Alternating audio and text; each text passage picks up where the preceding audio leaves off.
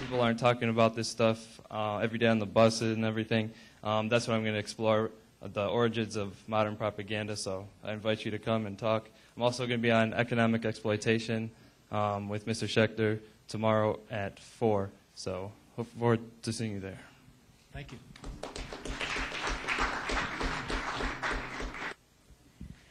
I'm Ellen Thomas from Washington, D.C. I spent 18 years in front of the White House, most of 24 hours a day for those 18 years.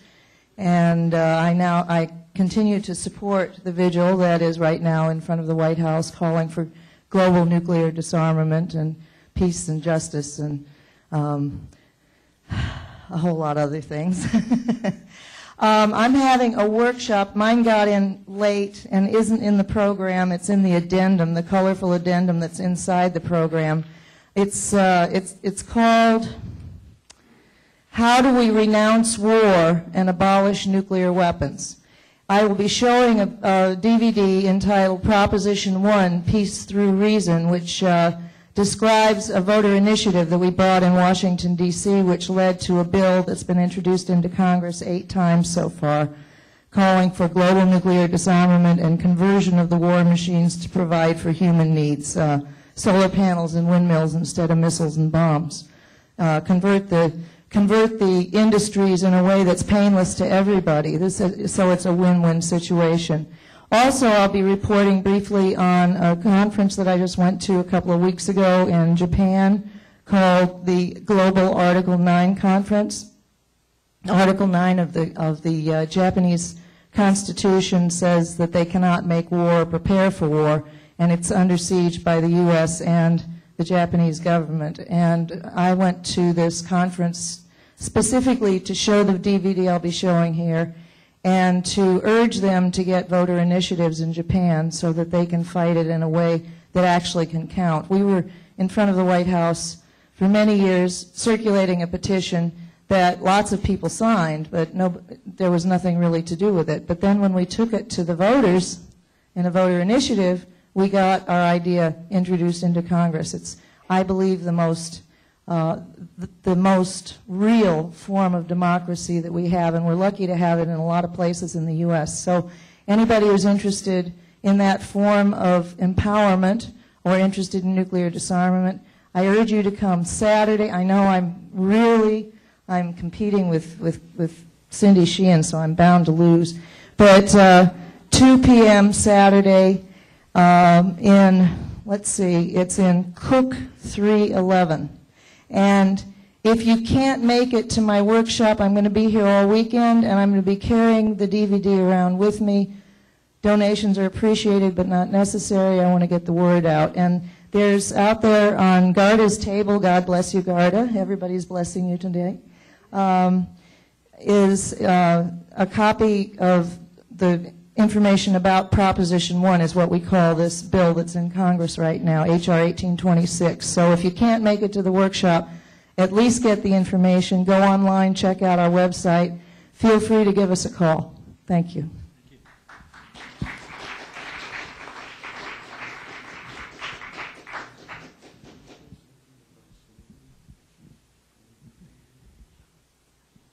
My name is B. Lloyd, and I will be working with the Indigenous workshop tomorrow.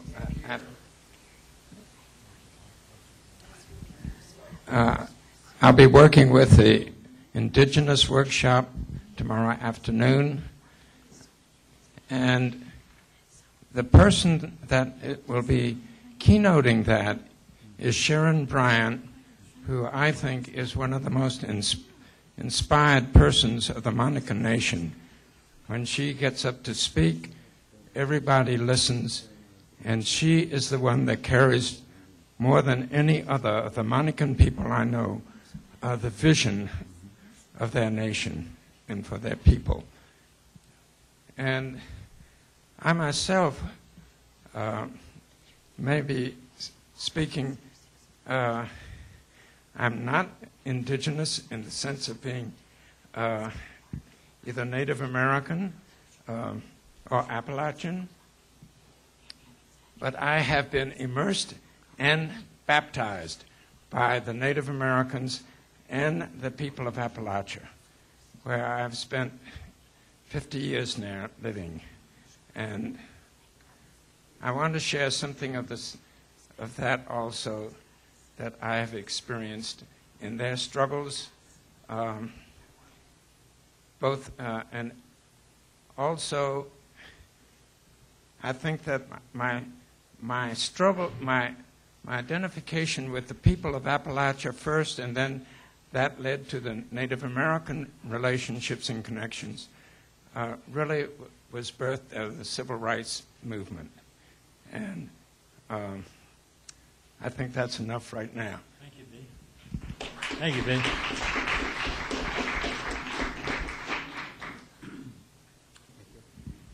Hello, my name is Richard Cook, and I want to thank Garda and Glenn for inviting me to the conference. I'm a retired federal analyst turned whistleblower and author. One of the things that I write about and speak about is the urgent need to abolish the Federal Reserve System. And so I hope we can talk a little bit about that this weekend. I've been asked to serve on 4 panels. The first one will be the opening session tomorrow morning, End of Empire. I'm looking forward to that. And another topic that, having served in the Treasury Department for over 20 years, is very near and dear to my heart, which is no more income tax. So I'll be very happy to be on that panel as well.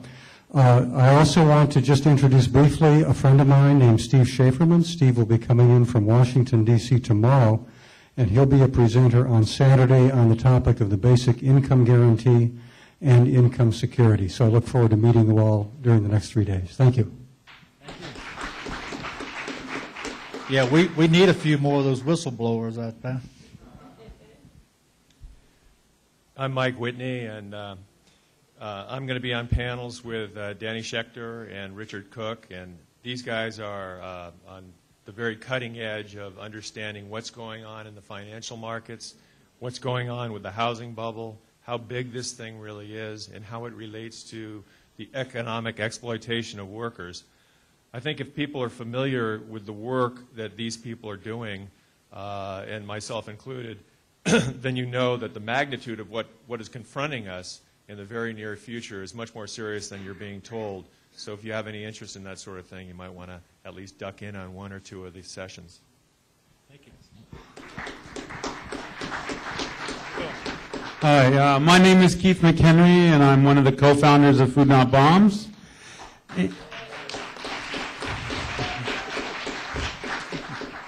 And there's another co-founder here today, too, C.T. Lawrence Butler.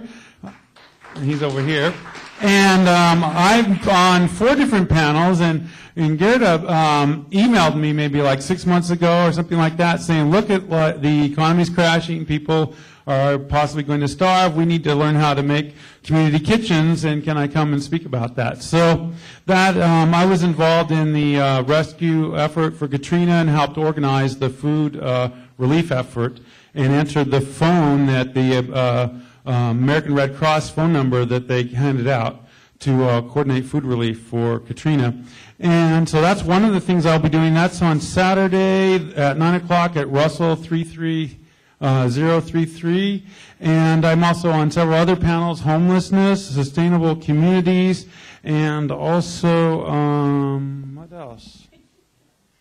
Civil liberties, and I guess that's because we're on the terrorist watch list. And so I encourage people to visit us at the table outside, the Food Not Bombs table, and I think that you'll find the Food Not Bombs presentation on how to organize to survive during the current economic crisis quite interesting and funny. So I hope that you'll be there. Thank you. Thank you.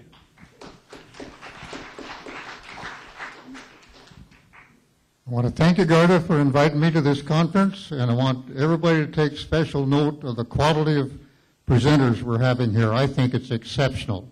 And I want you to think towards the future of future conferences. It took a lot to organize this first one, and which means the next one should be 3 times or 4 times better, okay? And I want you to I hope to work with that, and hope you will too. Now, for what I'm going to present, we got a very complicated economy.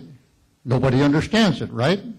I want you to visualize if you were 10,000 years ago on a fertile area, and there's all these fruit trees and veggies growing, and there's all your living right out there, kind of like the Indians of the Carib Islands, 500 years ago. And it's very easy. Everybody just go, picks their fruit, picks their veggies, and everybody's fed, clothed, and everything. Now I want you to visualize that same nature's resources out there, just like I described it. Then we have a powerful group get together and form a corporation or military, and they militarily take control of those resources. And let's say it's 5% or 10% of the population. Why, now they can just sit there, keep their army going, and you have to pay one way or another, working for them or labor, whatever requires, money if they have money, and you have to pay them for nature's resources and technologies which nature offers to you for free. My lifetime of research finally led me to this conclusion. Our poverty, the heart of the monopolization system is right in our property rights law as applied to nature's resources and technologies. Not personal property rights, nature's property rights. And that's what I'll be talking about at 3 different sessions here, coming at it from 3 different directions, because it applies to every sector of the economy. And you will be amazed to find out over 50% of our economy has nothing to do with your living standard. It is all waste. And that was in my first book 20 years ago, and I didn't know myself. Could see myself, that whole picture. It only came together about 3 years ago. And took me from then till now to put it together. And that's what I'll be talking about on my 3 sessions, and you've all got a piece of paper to tell when that will be. Thank you.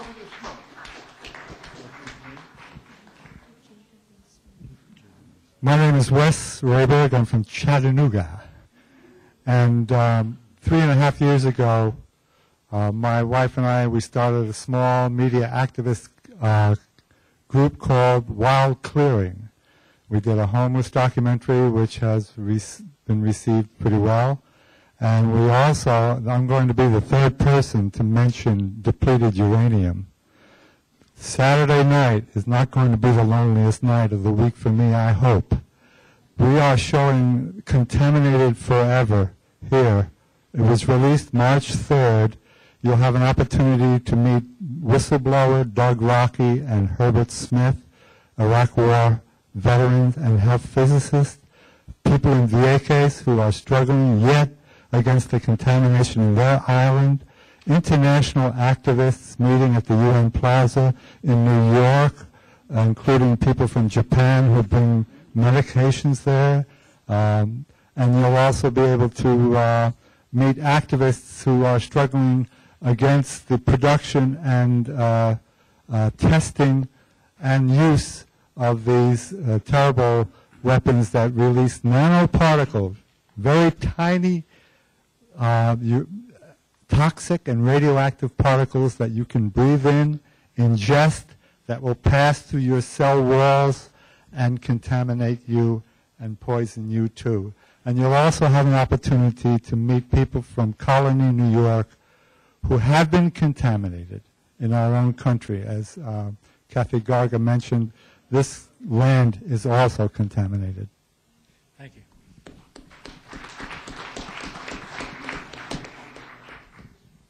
Hi, my name is Dalia Wasfi. My dad is originally from Iraq. My mom is originally from New York. I have my medical degree, but I switched gears to travel the country to try to effect the immediate unconditional withdrawal of American forces from Iraq. It's taken a little longer than I'd hoped, but I'm working on it. I will be on the End of Empire panel tomorrow morning. I will be moderating the Palestine workshop at 4 o'clock, I believe.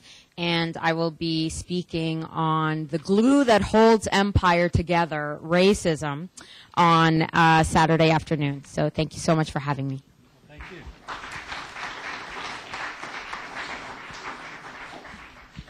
Hello, my name is Guy Prouty. I'm from Oregon State University in Corvallis, Oregon, and from the Prout Institute in Eugene. And as an archaeologist, I'm going to give a workshop on what we can learn from the prehistoric collapse of the Mesopotamians, the Maya, and the Romans.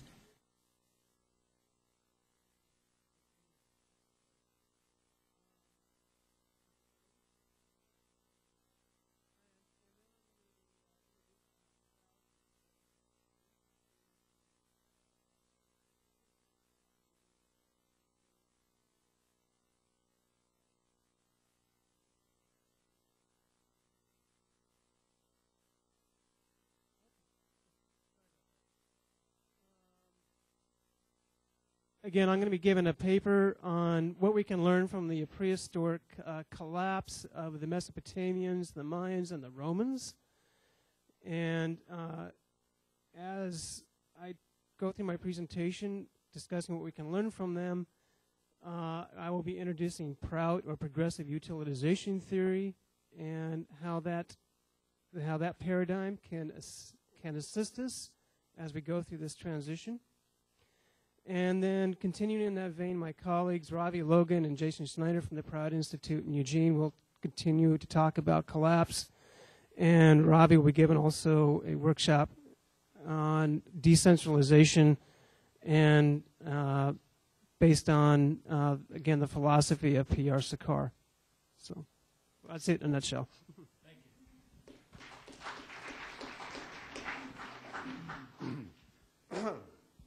My name is Barry Kissin. Can you hear me? Is this working? Okay. I'm from Frederick, Maryland. Frederick, Maryland happens to be the home of Fort Detrick. And since I moved to Frederick in 1981, I've been relating to this other monster. This criminal regime that we now have in power is also seeing fit to instigate a brand new bioweapons arms race, whose headquarters is Fort Detrick. One of the things I want to focus on in my workshop is an announcement that was just made at the end of March by Fox News. It was the only news outlet that covered it, which is strange. And Fox News informed us that, according to the FBI, as of the end of March 2008, after 6.5 years of investigation of the anthrax letters, they have now narrowed the suspects down to, they say, about 4, at least 3 of whom are linked to Fort Detrick.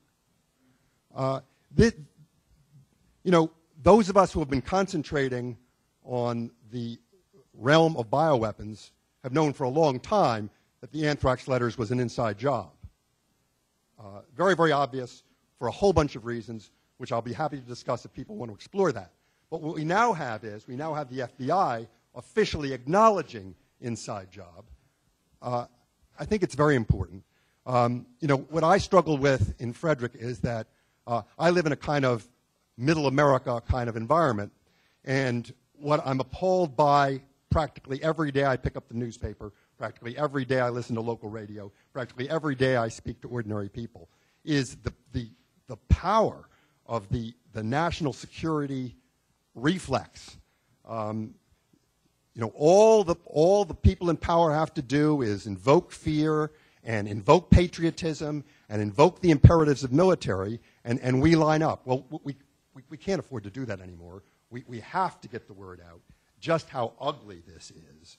And I'm thinking that inside job is something we have to now be talking about very, very plainly, and we need to be explaining to people what this system really is. It's urgent. I'll be giving my workshop is tomorrow at 2 o'clock. Thank you.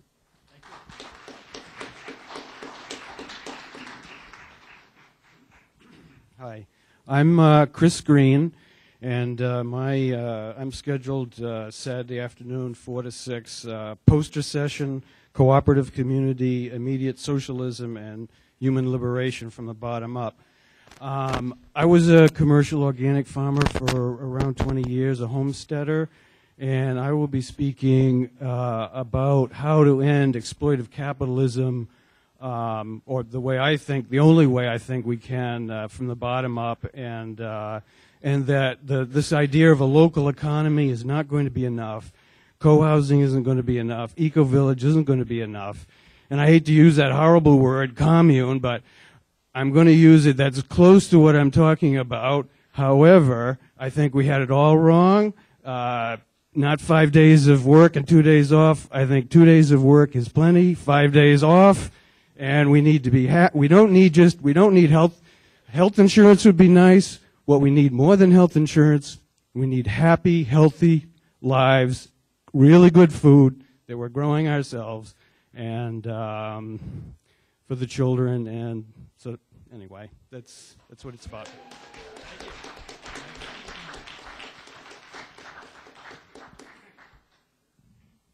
My name is Roger Cotilla. I hail from the San Francisco area, representing Democratic World Federalists there and the World Constitution Parliament Association.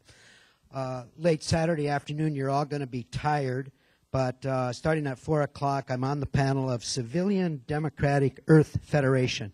Now, a number of you activists here have kind of a gut reflex against the idea of world government, so I'm going to put this in perspective in a couple of different ways just quickly.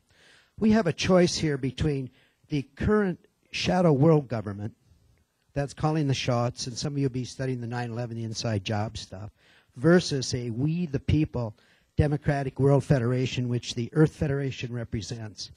When I heard the speaker today, one of my new friends that I met, activists, pointed out that we're getting on the edge of talking about violence. The speaker talked about violence in self-defense. But I happen to think that we might have a strategy. We just might have a strategy. It's not an American strategy. It's a worldwide strategy.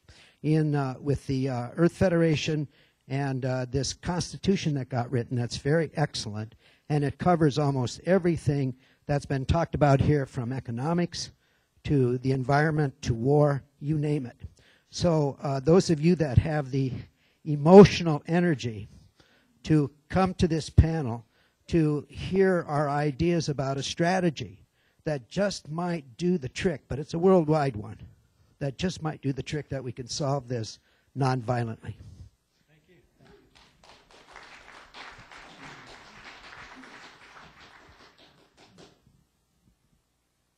Well, I am Ravi P. Singh from India, and I'm on two panels. One panel is on fight for economic democracy, and the other panel, that is why cooperatives. And these two panels, these two topics, these seem to be quite beaten and boring topics. But I can assure you, rather I can guarantee you, that these two will be most interactive and most interesting sessions. Because these two topics, they deal with the crux of the problem. That is the revolution we are going to bring. That revolution, how we have to bring that revolution, how we would have to materialize that revolution. I'm not interested in theoretical discussions. I'm more interested in the real strategy we are going to evolve. The final strategies we have to evolve against the corporations who are mightier than the governments. The governments are even surrendering to these corporations. So these strong corporations, how we have to fight with them, how we have to bring revolution from the people's side against them, that we will have to discuss. And later, I have also to present two papers, one on decentralized resource management, and another on cooperative side, that is cooperatives in the emerging economic order. So these two presentations will be on the 24th evening, and in the morning the two panels in which I will represent. Okay, thank you very much. Thank you.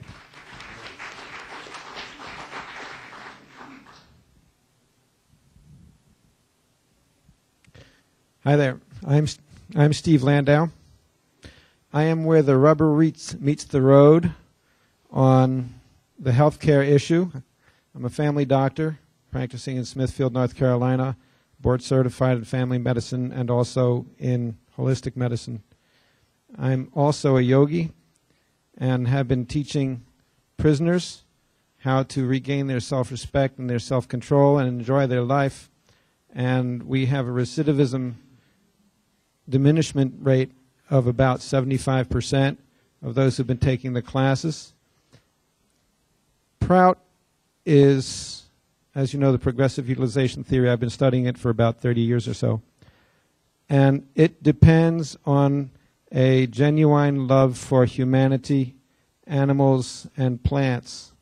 And so in an effort to generate that feeling, which you already have inside you, and we all do, we will be doing some of the yoga meditation sessions, perhaps a little bit similar to the lady in purple, Pamela, was doing, and so that you can experience for yourself how to generate the strength, the peace, the focus, and the power that comes from all of that in your own self and manifested in your community.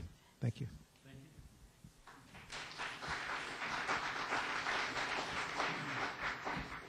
Hello, I'm Bob Blaine. I'm on two panels, one on money and one on government. Money is government, but money has not evolved to its full form. It has something wrong with it. It's missing a unit. I've given some of you time money. I'm going to talk about that. I'm also going to talk about Earth Federation. We all have a concern about our sovereignty, and I'm going to make the argument that a good government increases our personal sovereignty. And that will be the ultimate form of democracy, not collective decision-making, but where our own control of our own lives is facilitated by the completion in the evolution of money as well as in the evolution of government.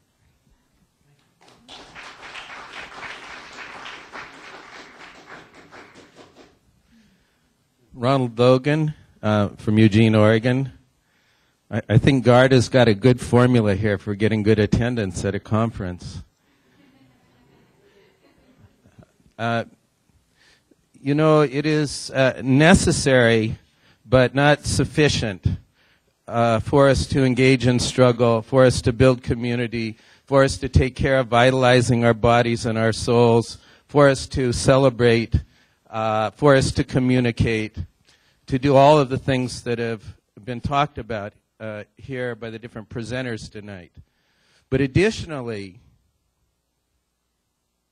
we need to have some clarity of vision as to where we want to take this human society. Something that will allow the human beings that comprise this society to fully develop themselves and express their potentialities, each and every one of us, while at the same time maintaining some sort of harmony with the rest of the living beings that we share this planet with. I'm going to give, one of my presentations is going to be an introduction to the progressive utilization theory. Those of you who would like an opportunity to size up for yourselves its capacity to synthesize the different aspirations that have been expressed here tonight, the aspirations that really lie deep and fundamental in the human heart, and to articulate a solution-oriented approach, a paradigmatic approach to the evolution of a liberated society. I think this program will be a good opportunity.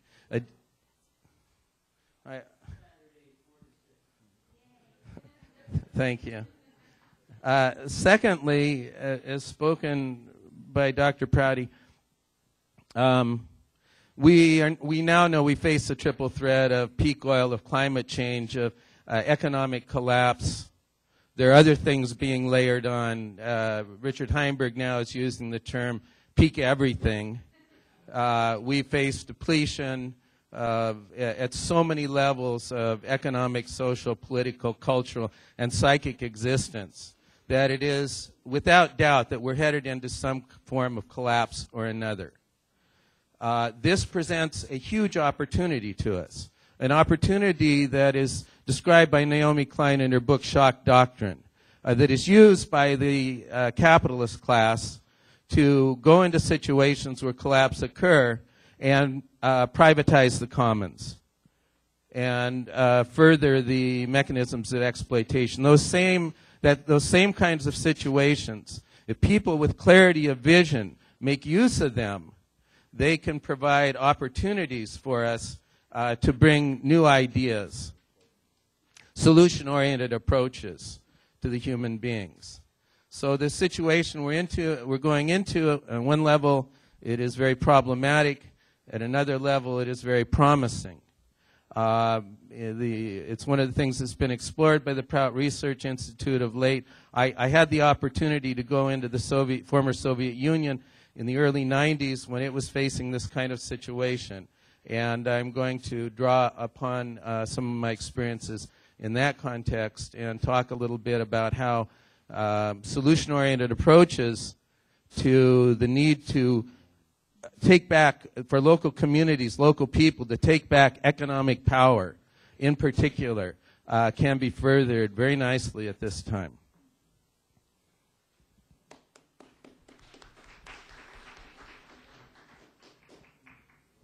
I don't need to say much because I'm presenting with Ron, but all I just want to say is the title of the conference is Building a New World, and on the back you'll see a little triangle that says Prout, and it has some words in there: eco-democracy, neo-humanism, cooperatives. And so the panels that we're presenting are going to explain what all that means. That bookends all of the wonderful stuff going on this weekend on the front and back covers of this panel. Because we can talk about problems a lot, but we all know we still got to get out of bed and eat, and we've got to vitalize ourselves and have some kind of sense of hope and inspiration and feel empowered. And Prout is one way to do that. So we invite you to come check it out and see if you think it would work for you in your community. Thank you very much.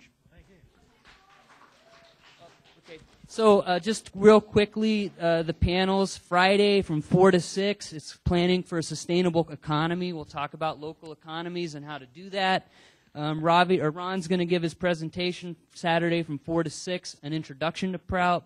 And also on Saturday from 2 to 4, we'll talk about how to have regeneration out of all the collapse that we're facing. All of those presentations are in Cook 318. Hope to see you there. Thanks. Hey, I'm David Schweikert. I'm really happy to be here. I'm a philosopher. I teach at Loyola University in Chicago. I'm used to speaking mostly to academics, philosophers, and economists. This is a different venue, but I'm really excited about this. I'm excited about speaking here. My whole academic life has been focused on the question of capitalism. What's wrong with it, but also what a viable, desirable alternative might look like.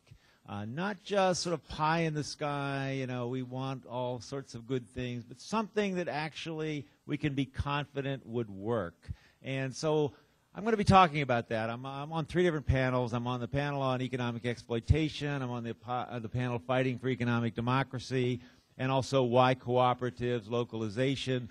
That panel, I'm going to actually compare some of my own ideas to the Prout ideas.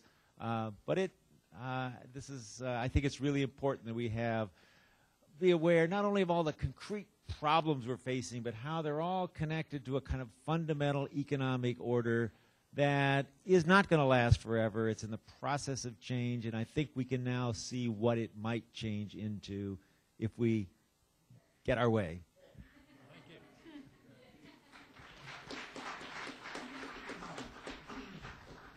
My name is Kathy Kelly. I'm here primarily as a listener, but I will also be a panelist tomorrow in the End of Empire panel.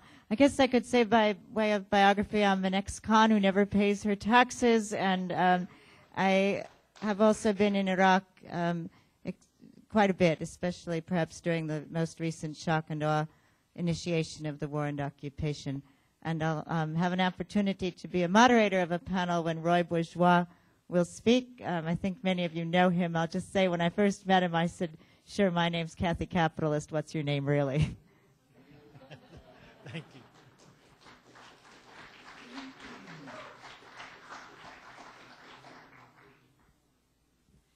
My name's Ellen Brown. I'm an attorney and an author of 11 books, but the one relevant here is called Web of Debt. I'll be on 3 panels: economic exploitation, monetary policy, economic exploitation, monetary policy, and no more income taxes. The general thesis of that book is that there's an inherent fraud in our monetary system. 99.9% of our money is created by banks in the form of loans, and because of this, we are in our current economic fix, and we could fix the entire problem by returning the power to create money to the people to whom it should have belonged originally. Well, thank you.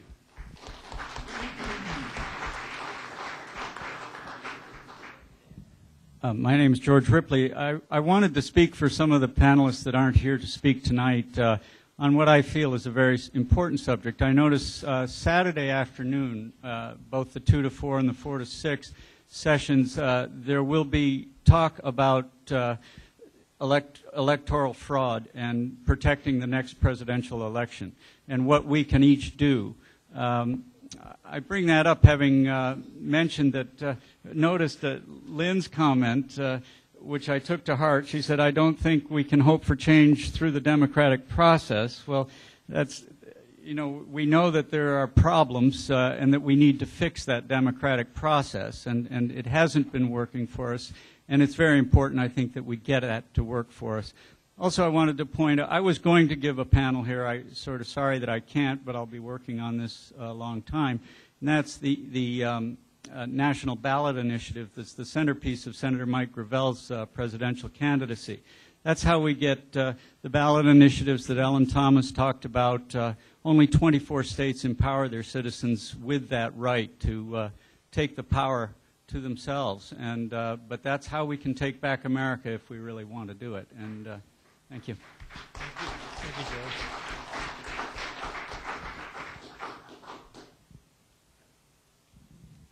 My name's Steve Alton.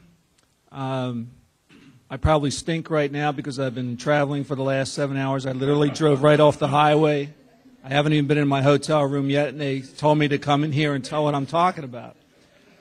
So, according to the schedule, I am speaking tomorrow at 2 o'clock to 3:45 on Taking Back the Media, and at 4 o'clock to 5:45 on 9/11 Truth. I've never been an activist. I'm not a 9/11 truther. I am a New York Times best-selling author who 3 years ago made a decision to write a book about the end of oil, and it scared me so much that that's the book I wanted to write about, what happens when the oil runs out, because most people don't know that without oil, we can't grow enough food to feed ourselves. 2% of Americans are farmers, and they're able to feed the other 300 million of us because of oil. Fertilizers, pesticides, gasoline and diesel to run the industrial farming equipment. And so I was going to write a book about the big rollover, what happens when the lights go out and the groceries stop arriving on the food stores and we can't get to the food stores because we don't have gasoline. And research did a lot and ran into some information that hit me like a ton of bricks, and that was about September 11, 2001. And shocked me to the point that I had to make a decision. What book am I going to write? Am I going to write a book about the big rollover, or am I going to write the truth? And I decided to write the truth in a novel called The Shell Game. The Shell Game hit New York Times bestseller list its first week out, and I thought it would go really high, but little did I know that there was a blackout on 9/11 Truth. And I've been on shows like Today's Show and Fox Crier Report and about 200 different radio and TV shows over the last 12 years, and I couldn't pierce that veil, but we're getting close right now. And so it's an honor to be here. I hope you come out to the panels. I'm going to talk about some stuff that's going to shock you, to give you an idea how much it affected me. 3 months after I turned the manuscript into The Shell Game, I was diagnosed with Parkinson's. And so the truth does stress you out, but without people like yourselves, it's the only way we can save our democracy, literally. Steve Alton. Thank you.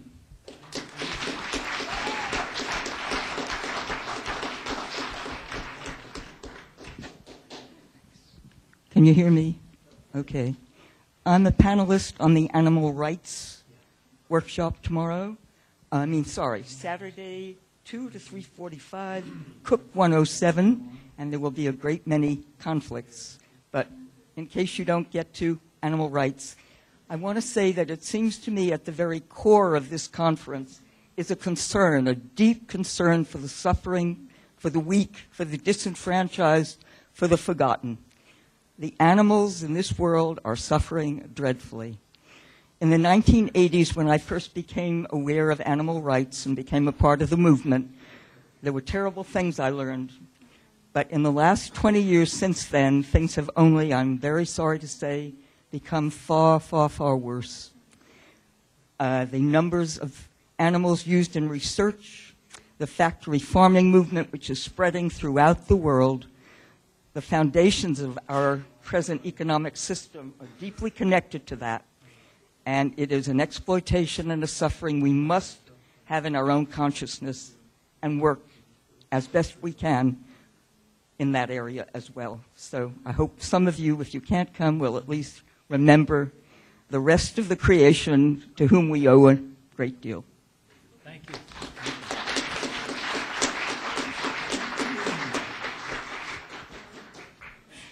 I just have a couple of announcements. One is that on the program is not listed a peace walk that those of you that will still be here Sunday afternoon, you're invited to join. The peace walk will be from campus down into downtown Radford.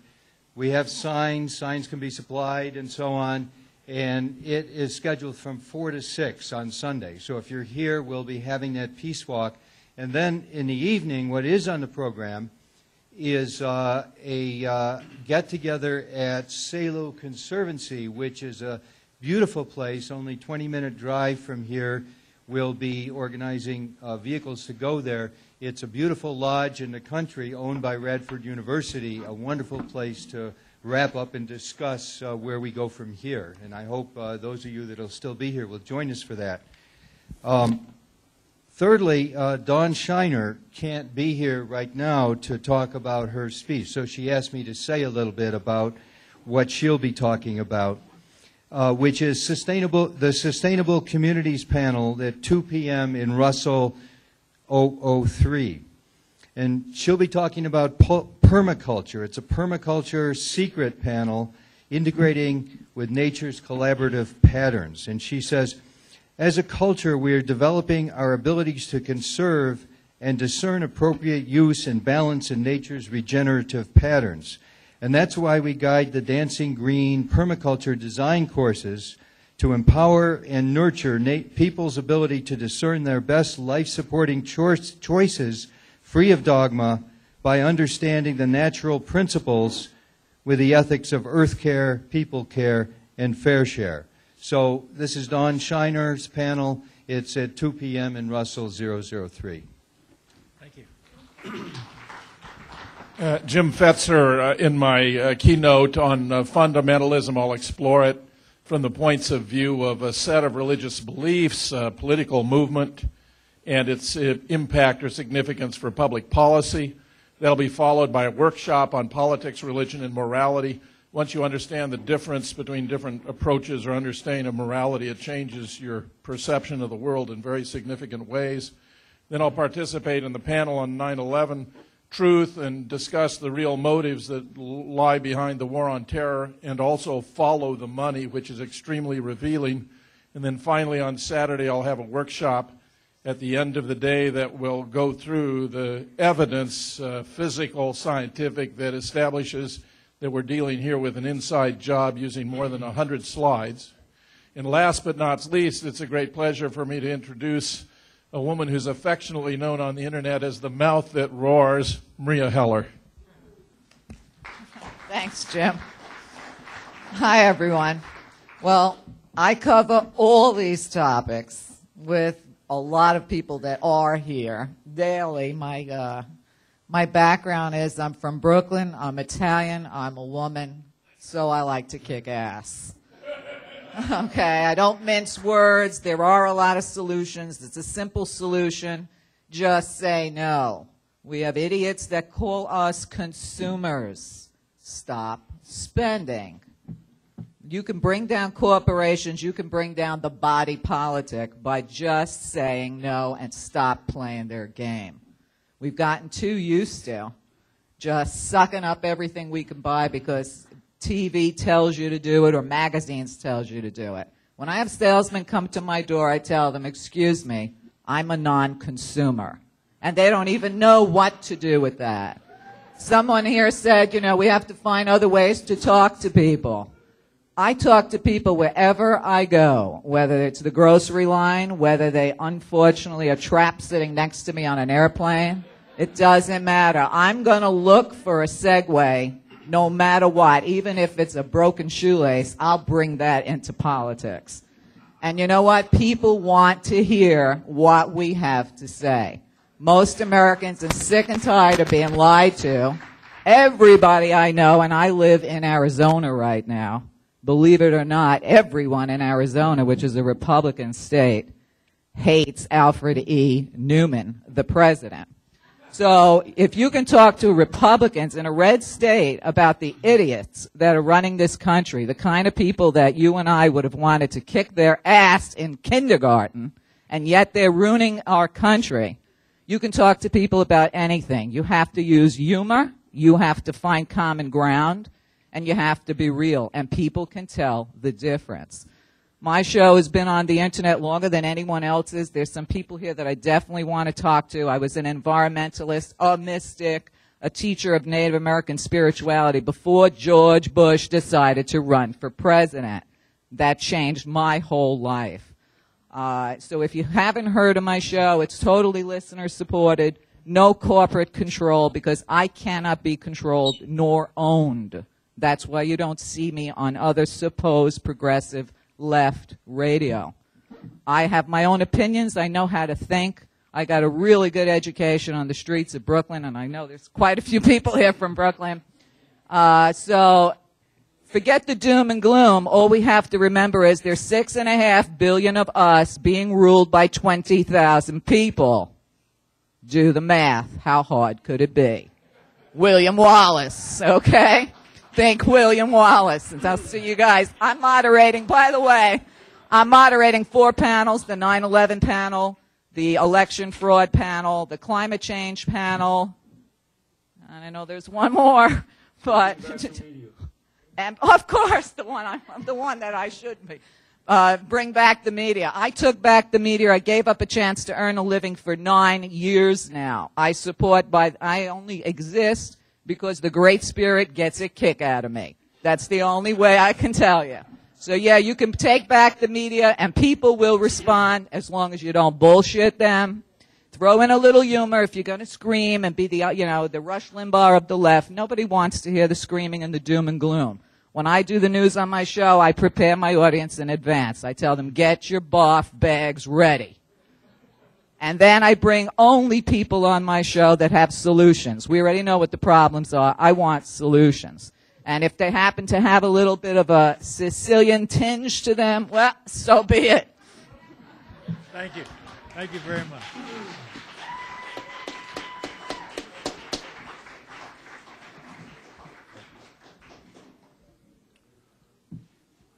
Thank you, all of you. I will be very brief. I just wanted to say we weren't sure how we were going to introduce everybody, and then we finally decided, well, let's just pass the mic around. And now I can't think of a better way to have done this. Long time ago, we used to say, don't bogey the joint. Now we can say, don't bogey the mic. But let's keep passing it around, because this is how we take back the media. I'd like to honor 2 people in the audience today. They are not expecting this, John Eubank and Marjorie Eubank. Mr. Eubank is a senior citizen, 94 years old. His wife is a woman, and I will not tell you her age, but somewhere between 50 and 100. And we honor them for bearing witness, for being witnesses all these years and decades. Thank you.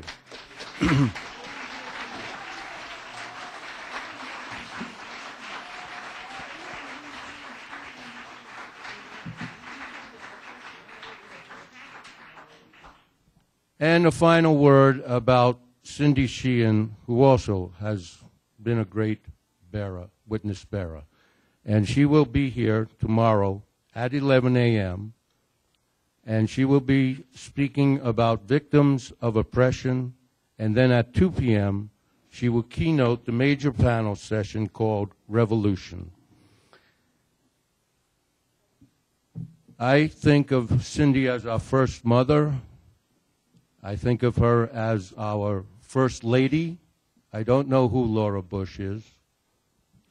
When I think of first ladies, I think of people like Cindy Sheehan and Kathy Kelly, Lynn Stewart, Garda Gista, and I thank you all for being here tonight.